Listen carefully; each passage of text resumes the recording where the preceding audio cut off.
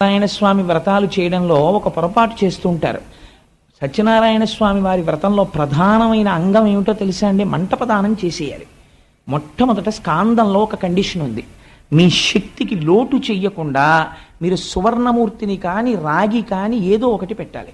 మనం ఎప్పుడు ఏం చేస్తామంటే ఒక కలశ పాత్ర పెట్టి ఒక సత్యనారాయణ స్వామి వారి ఫోటో తీసుకొచ్చి అక్కడ పెట్టి వ్రతం చేసేసి మంటప ప్రదానం చెయ్యమని ఆ బట్ట ఇలా ఎత్తమంటారు. ఆ తువ్వాలు ఎత్తి అందులో ఉన్న బియ్యము చెంబు ఆయనకి ఇచ్చేసి, ఇంకా కొంతమంది అయితే ఇంటికి వచ్చిన వాళ్ళు చూడాలని ఓ వెండి అష్టలక్ష్మి చెంబు పెడతారు.